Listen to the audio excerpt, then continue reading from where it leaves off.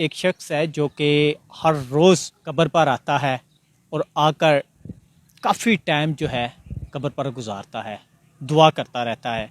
तो आज गुफ्तगू करेंगे कौन है वो शख्स और कितनी अकीदत है अपने प्यारे से या फिर अपनी किसी प्यारी से उनकी। Giving the award of Dr. Komal Ishtiaq late, I invite her father, Mr. Ishtiaq Nasi, on the stage.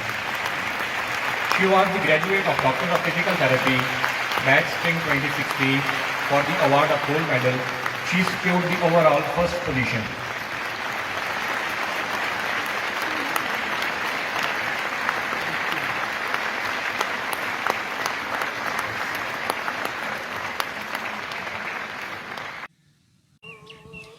जी तो साथियों, जिस तरह आपको बताया गया था कि आज मैं रावलपिंडी गोरा कब्रिस्तान वेस्टिस में मौजूद हूँ और मेरे साथ इश्तियाक मसी साहब मौजूद हैं।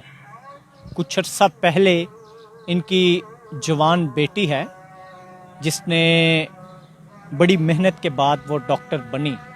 जब डॉक्टर बन जाती है तो उसके बाद ड्यूटी पर जा रही होती है पहले दिन पर एक एक्सीडेंट में एक हादसे की नज़र उनकी डेथ हो जाती है।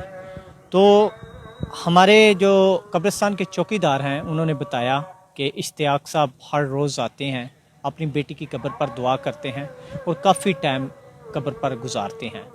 तो आज हमारे साथ मौजूद हैं, इनसे जानते हैं। जी इश्तियाक साहब, कैसे हैं आप? खुदा का शुक्र है जी। सर बताइए, कितने दिन बाद आप अपनी बेटी की कब्र पर आते हैं? तकरीबन हर हफ्ते आता हूँ हर हफ्ते आते जी। हैं। और आकर कितना टाइम गुजारते हैं? घंटा डेढ़ घंटा घंटा डेढ़। जी। तो बेटी के बारे में बताएं, किस तरह आपने उन्हें स्टडी करवाई और जब वो डॉक्टर बन रहे थे तो किस हादसे की नज़र में है? मेरी बेटी शुरू से बहुत मेहनती थी। उसने मैट्रिक में भी टॉप किया, फिर एफएससी में टॉप किया, फिर उसको दाखिला मिला डॉक्टरी के लिए। तो शफात है मेरे मिलत यूनिवर्सिटी, अच्छा। वहाँ से उसने 5 साल डॉक्टरी की और उसे गोल्ड मेडल मिला, उसने टॉप किया। और 2021 की 30 तारीख को उसकी डेथ हो गई। तो खुदा की मर्जी। डेथ कैसे हुई? एक्सीडेंट हुआ था टामक की गाड़ी से। काम की गाड़ी? जी हाँ, सुबह जा रही थी होली फैमिली हॉस्पिटल, तो जाते हुए 7:20 पे उसका एक्सीडेंट हुआ। जब इनकी डेथ होती है तो तब ये डॉक्टर की डिग्री हासिल कर चुके थे? जी कर चुकी थी। उसका कितना अर्सा हो गया था ये ड्यूटी ज्वाइन की हुई? 16 तारीख को उसका रिजल्ट आया था, 16 मार्च, और 30 मार्च को उसका एक्सीडेंट हो गया, उसकी डेथ हो गई।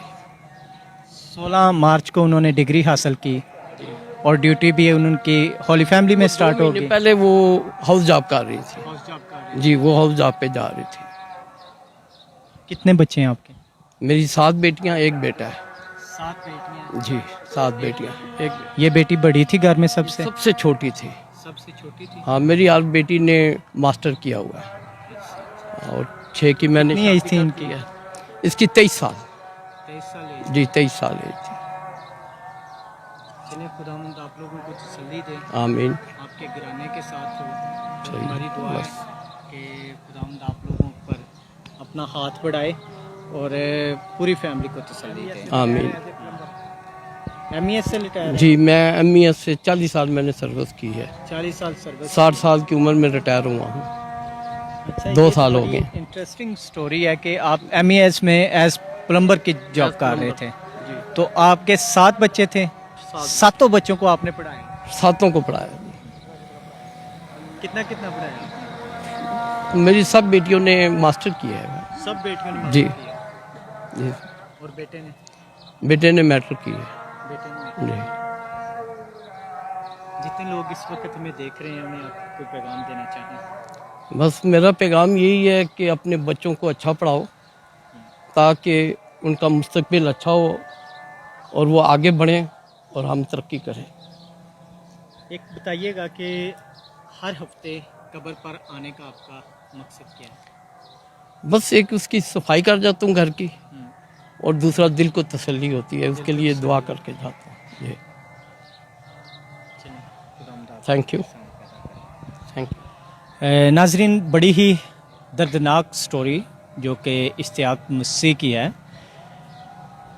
बेटी इनकी जब डॉक्टर बन रही थी तो जिस तरह उन्होंने बताया कि MES में एक प्लम्बर की जॉब कर रहे थे, और एक प्लम्बर होते हुए इन्होंने किस तरह अपनी 6 बेटियों को आला तालीम दी, MA करवाया, मास्टर करवाया, बेटियों को, बेटे को पढ़ाया। लेकिन जब बेटी डॉक्टर की डिग्री हासिल कर लेती है, कुछ ही दिन गुजरते हैं, अपनी जॉब पर जा रही होती है हॉली फैमिली, और रास्ते में MES के एक गाड़ी के साथ, अटामन की गाड़ी के साथ उनकी जब एक्सीडेंट होता है तो उस हादसे में वो इस दुनिया फ़ानी पर नहीं रहते। लेकिन वालिद की मोहब्बत आप देखें कि 2 साल 2021 में डेथ हुई है, 2021 में उनकी डेथ होती है, लेकिन अभी तक वालिद जो है 4 साल गुजर चुके हैं, हर हफ्ते कब्रिस्तान आते हैं। और मैं यकीन माने कि जितनी अभी मेरे आसपास कब्रें हैं, अगर सब कब्रों को देखें तो इस कदर किसी कब्र की भी सफाई आपको नज़र नहीं आ रही है। कोई भी कब्र मतलब इस तरह अच्छा मार्बल लगाया हुआ है इन्होंने, और कब्र की सफाई आके करते हैं। काश के इससे एक मैसेज तमाम तर उन लोगों को मिलता है जो अपने बुज़ुर्गों को या फिर अपने प्यारों को भूलते जा रहे हैं। कब्रिस्तान में देखें, बस चौकीदार का ही फ़र्ज़ नहीं कि वो आपकी कब्रों की सफाई करे, आप लोगों की कब्रों की हिफाजत करे, ये अकीदत आप लोगों के दिल में भी होनी चाहिए। मसीह में यसु में साहब को सलाम। मैं सेक्रेड हार्ट पैरिश में तकरीबन 24 साल से इधर हूँ, और इनकी बच्चियाँ जब छोटी छोटी थी मैं तब से इनको जानता हूँ। इश्तियाक भाई ने अपनी सारी बेटियों को MA करवाया, इस बेटी को डॉक्टर बनाया। इन्होंने बहुत ज़्यादा मेहनत की। इश्तियाक भाई नहायत ही शरीफ आदमी है, वफ़ादार है। अपनी MES के जॉब के बाद भी वो प्राइवेट जॉब करते थे ताकि अपने बच्चों को पढ़ा सकें। और जब इनकी बच्ची की डेथ हुई, तकरीबन इनकी हालत बड़ी ख़राब थी, क्योंकि इस बच्ची के साथ इनकी बहुत ज़्यादा मोहब्बत थी। अब ये कब्रिस्तान आते हैं, इसका मतलब ये नहीं कि हम कब्रों में आते हैं और ये कोई बुत परस्ती है, बल्कि मसीह यीशु ने फरमाया है कि क़यामत और ज़िंदगी मैं ही हूँ। जो कोई मुझ पे ईमान रखता है, अगरचे वो मर जाए तो भी ज़िंदा रहेगा, और जो कोई ज़िंदा है और मुझ पे ईमान रखता है वो अब तक कभी ना मरेगा। इनके बाप का यही ईमान है कि इनकी बेटी मरी नहीं बल्कि मसीह यीशु में ज़िंदा है, इसलिए उसकी रूह की दुआ के लिए यहाँ पर आते हैं, उसकी मोहब्बत की खातर आते हैं। और हम सब के लिए वो ये मैसेज देते हैं कि ज़िंदगी और मौत खुदा के हाथ में है, लेकिन जिनको हम प्यार करते हैं, अपने प्यारों को, उन्हें हम कभी भी ना भूलें, उनके लिए दुआ करते रहें और मेहनत करते रहें। जो शख्स मेहनत करता है, दुआ करता है, खुदा उसे कभी नहीं छोड़ता। इसलिए खुदा ने हमारे भाई इश्तियाक को फिर से बहाल किया, इनकी ज़हनी कैफियत को अच्छा किया। अब ये हफ्ते में 1 बार 2 बार आते हैं अपनी बेटी की कब्र पर दुआ करने के लिए, कब्र को साफ़ करते हैं और घर चले जाते हैं, और अपने बाकी बच्चों का भी खूब अच्छी तरह से ख्याल रखते हैं।